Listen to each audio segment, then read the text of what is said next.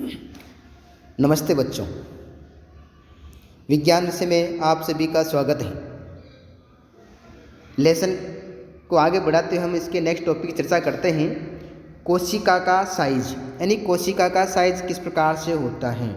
तो यहाँ पर कोशिका के साइज की हम जो हैं चर्चा करने वाले हैं कि कोशिका का जो यहाँ पर आकार, आकृति या उसकी जो है लंबाई, चौड़ाई, ये सब कितने किलोमीटर, कितने मीटर, सेंटीमीटर, इन सभी की हम यहाँ पर बात करने वाले हैं कि कोशिका की साइज होती कैसी है।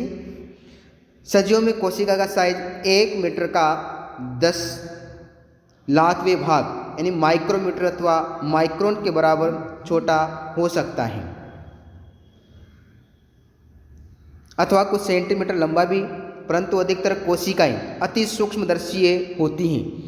अति सूक्ष्मदर्शी होने के कारण ही हम इन्हें सूक्ष्मदर्शी से देखते हैं एवं नग्न आंखों से दिखाई नहीं देती हैं। उन्हें सूक्ष्मदर्शी अथवा बड़ा सूक्ष्मदर्शी द्वारा अथवा आवृत्त करना आवश्यक है। आवृत्त का मतलब क्या है? बड़ा करके देखना।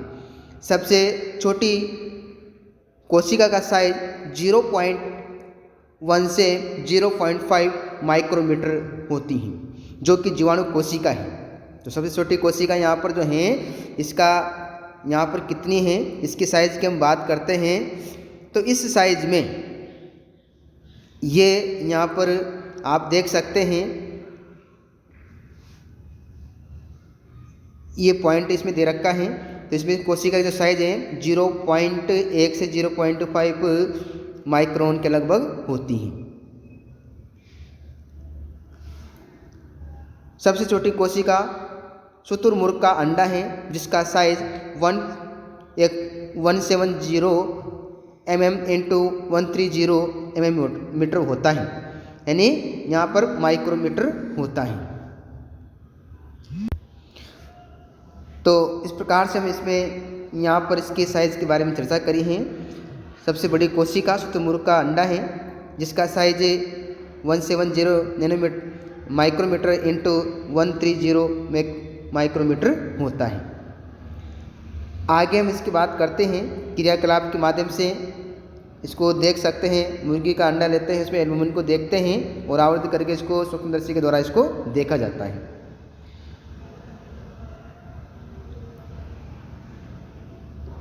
किसी कोशिका के साइज का संबंध किसी पौधे अथवा जंतु के साइज से नहीं होता है। ऐसा बिल्कुल भी आवश्यक नहीं है कि हाथी की कोशिकाएं चूहे की कोशिकाओं से बहुत बड़ी हो। कोशिका के साइज का संबंध उसके प्रकार से है, यानी जो भी वो कार्य करते हैं उस कार्य से होता है।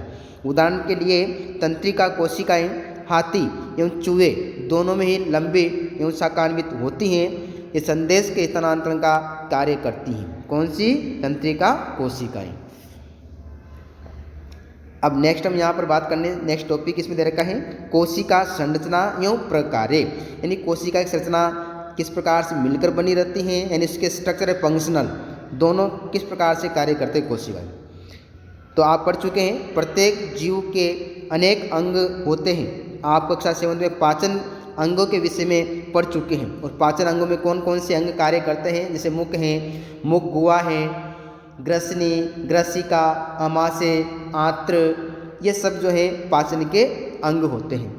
जो सम्मिलित रूप से पाचन तंत्र बनाते हैं, जो सम्मिलित रूप से क्या करेंगे, पूरे डाइजेस्टिव सिस्टम का निर्माण करते हैं। किसी तंत्र में प्रत्येक अंग अलग अलग प्रकार करता है, जैसे पाचन, स्वांगीकरण तथा अवशोषण।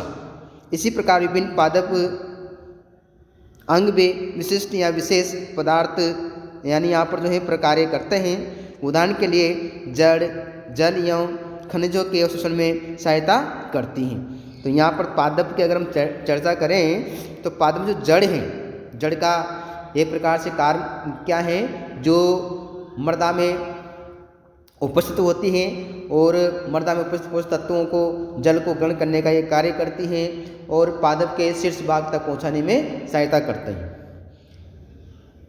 आपने कक्षा 7 में पढ़ा है पत्तियां भोजन के संश्लेषण का कार्य करते हैं। तो पादप के प्रत्येक जो भाग हैं उसका अलग अलग कार्य होता है।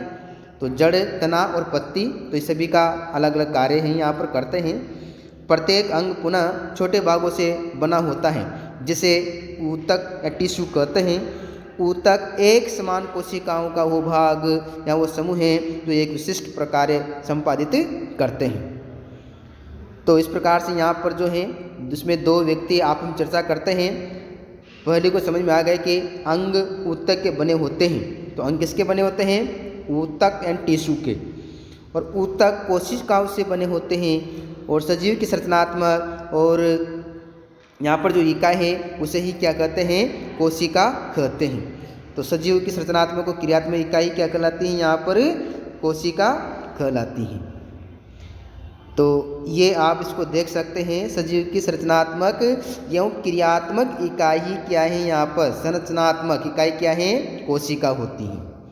ठीक है, आगे हम इस टॉपिक में चर्चा करते हैं कोशिका के भाग, यानी कोशिका के ऐसे कौन कौन से भाग जो उसका निर्माण करते हैं। तो कोशिका के भाग में सबसे पहले हम बात करेंगे कोशिका झिल्ली, यानी कोशिका के भाग में दो पार्ट इसमें आते हैं। एक तो होता है सेल कोड, यानी जिसको कोशिका आवरण कहते हैं, और एक प्रोटोप्लाज्म कहते हैं।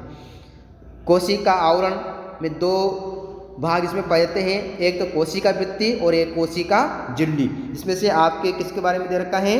कोशिका झिल्ली के बारे में। आइए हम इस कोशिका झिल्ली के बारे में चर्चा करते हैं।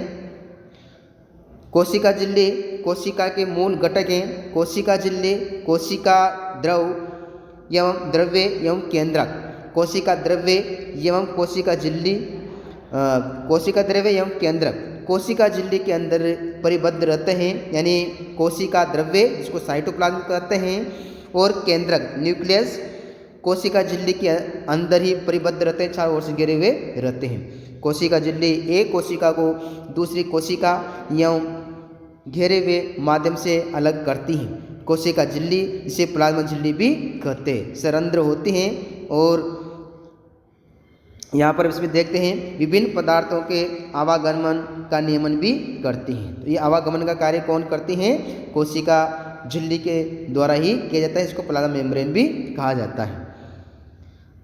तो इस प्रकार से आपने इसमें देखा है। यहाँ पर एक चित्र के माध्यम से इसको समझते हैं।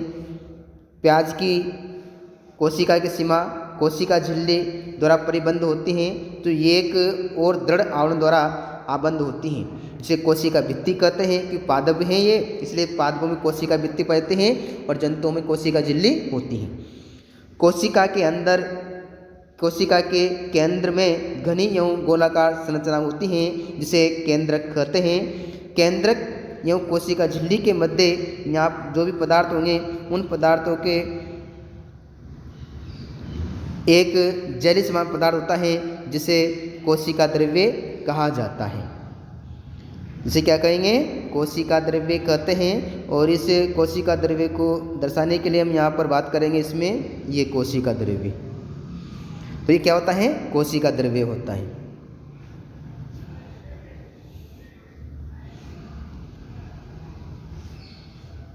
आगे हम चर्चा करते हैं इसमें। हम पहले ही पढ़ चुके हैं कोशिका झिल्ली कोशिका के आकार को प्रदान करती हैं। पौधों में कोशिका झिल्ली के अतिरिक्त एक भारी मोटी परत होती है, जिसे क्या कहते हैं? कोशिका भित्ति कहते हैं। क्या कहते हैं जिसे? कोशिका भित्ति।